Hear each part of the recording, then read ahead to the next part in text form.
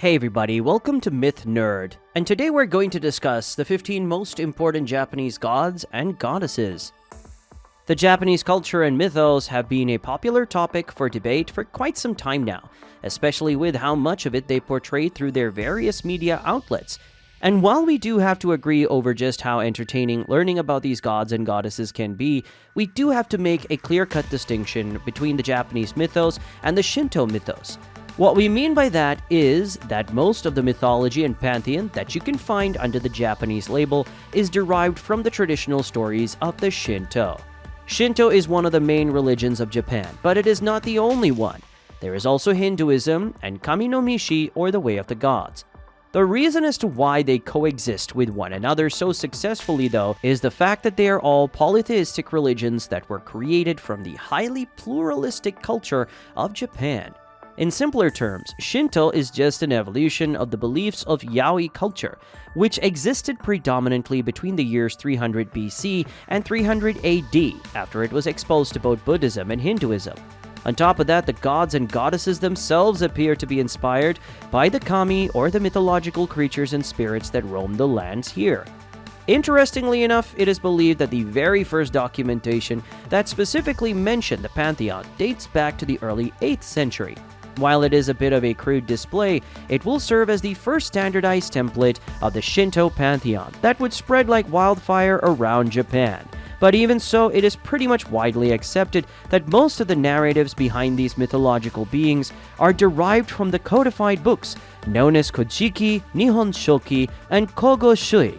Now that we know that much, how about we dive headfirst into the 15 most important gods and goddesses from the aforementioned pantheon. Starting off with Number 1. Izanami and Izanagi. Most polytheistic religions out there have primordial gods, but very few of them are as well documented or interesting as Izanami and Izanagi. Their names alone give us a lot of insight into their role in the pantheon, as Izanagi stands for Izanagi no Mikoto, or He Who Invites, and Izanami, which stands for Izanami no Mikoto, or She Who Invites. The two brother and sister worked together in order to bring order to the Sea of Chaos that resided below heaven. In order to do this, they created the first landmass, which ended up as the island of Onogoro. In some versions, it is believed that they were also told to do so by an earlier generation of kami, or divine beings.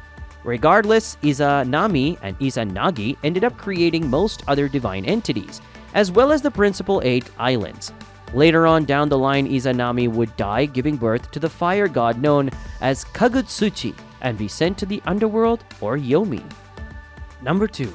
Amaterasu. Oftentimes cited as the Queen of Heaven or the Japanese goddess of the rising sun, many people believed that the imperial family of Japan were direct descendants of hers. She is believed to have been one of the most important deities in the Shinto religion, being the daughter of Izanami and Izanagi, and the ruler of the sky. She is also known for having exiled her brother from heaven for his misdoings. Number 3. Tsukuyomi. The moon god Tsukuyomi is a direct descendant of Izanagi that washed away from his right eye after he unsuccessfully tried to save his sibling from Yomi. Tsukuyomi also would end up marrying Amaterasu, which is why it is believed that the sun and moon share the same sky in Japanese folklore.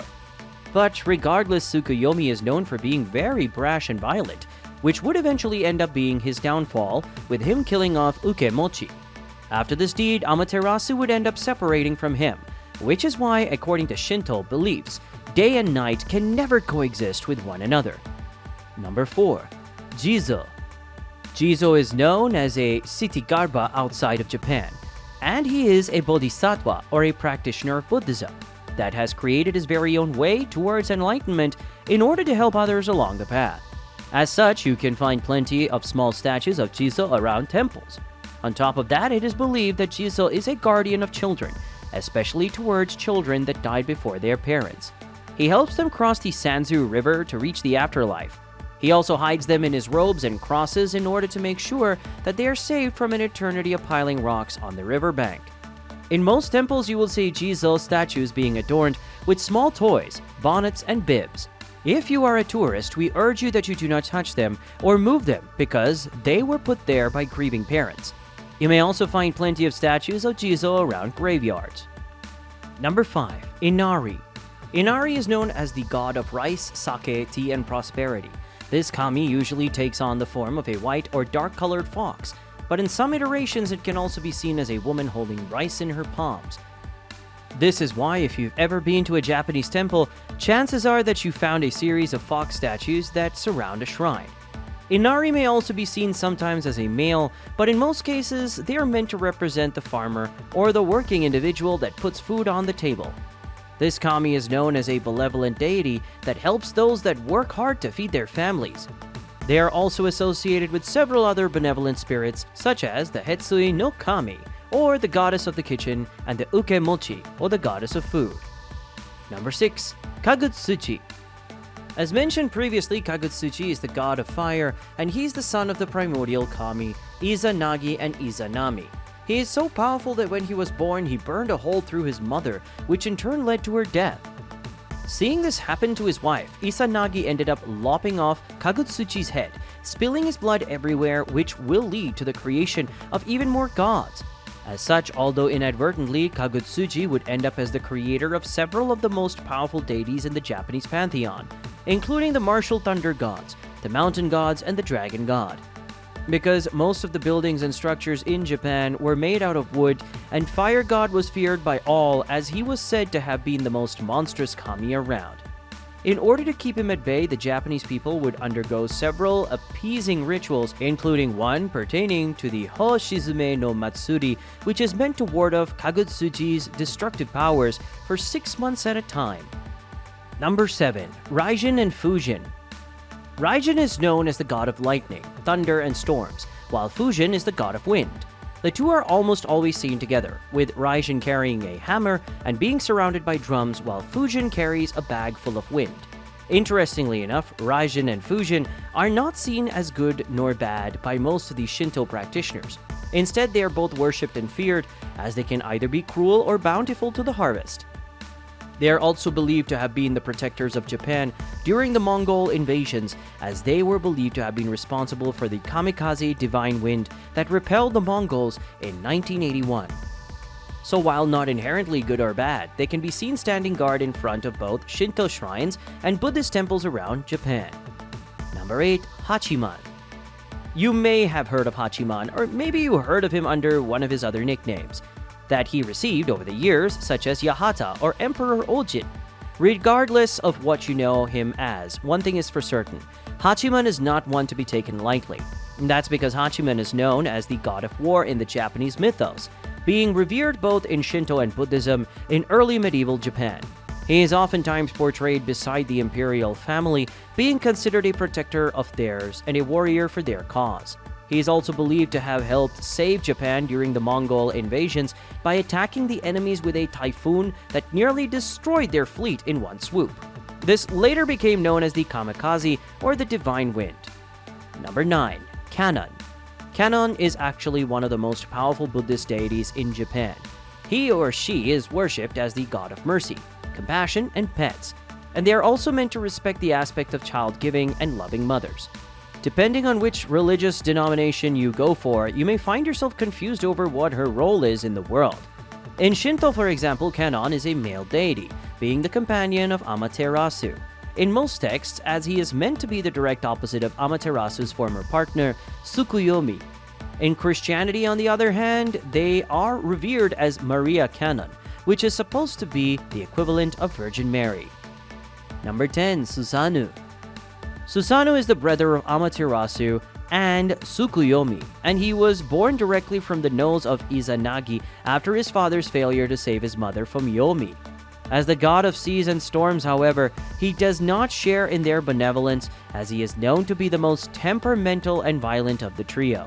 He has chaotic mood swings, but even so, he is still celebrated as the guileful champion that managed to take down the evil dragon known as the Yamato no Orochi.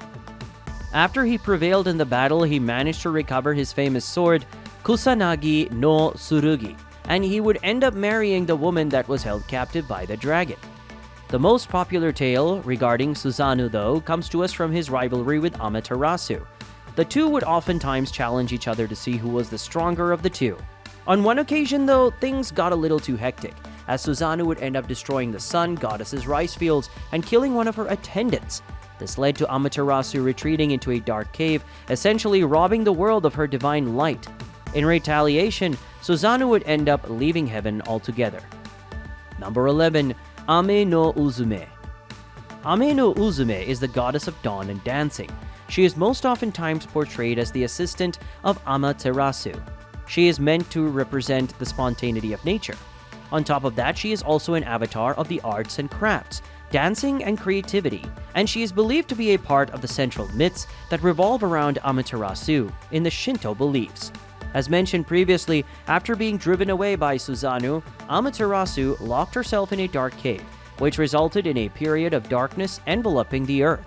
In order to make her days more joyful and to help get her out of her self-inflicting confinement, Ame-no-Uzume would end up covering herself in the leaves of the sakaki tree, making cheery cries and dancing in front of the gods while hoping to get Amaterasu's attention.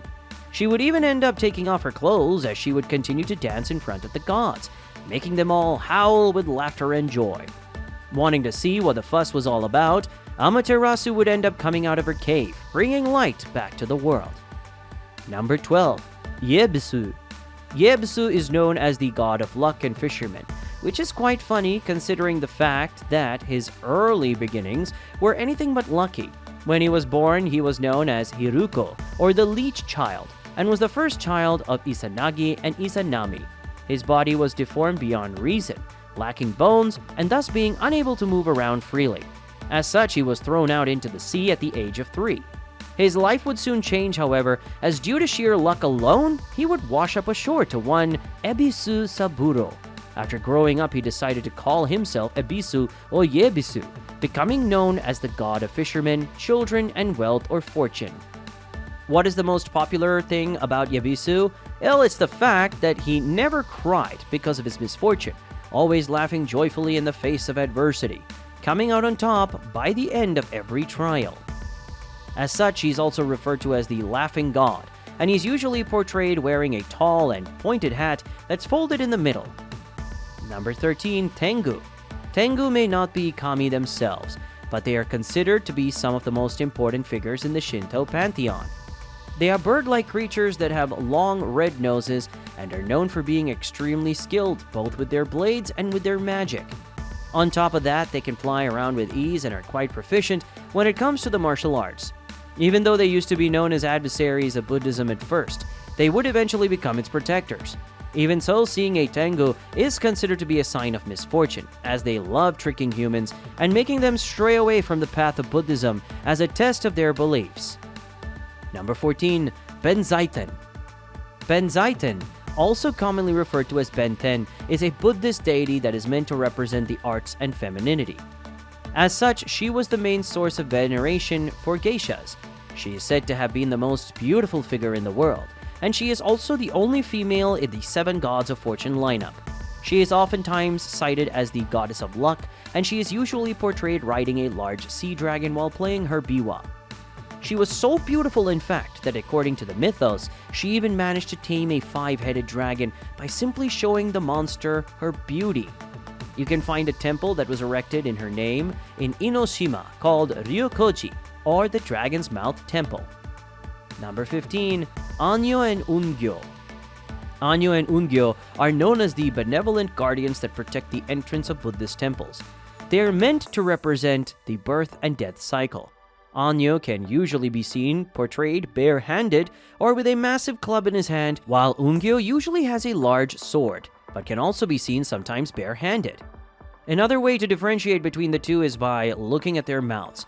Since Anyo's mouth is open and Ungyo's is closed, that's because Ungyo's mouth is meant to form the sound Om, which represents death. Even though they're meant to be found all throughout the country, by far their most famous depiction can be found at the entrance of the Todaiji Temple from the Nara Prefecture. Japan really is one of the most fascinating places you could ever go to if you have a knack for mythology now, isn't it? Its pantheon is full of gods and goddesses, with each and every one of them having their very own trials and tribulations that they had to go through. Regardless of whether you're interested in the Shinto, Buddhism, or Kami no Mishi beliefs, there are more than enough legends and fables for you to get drawn into. But thank you for reading this far, and we hope that this article helped you better understand the pantheon of gods, deities, and kami that the Japanese culture has in store for us.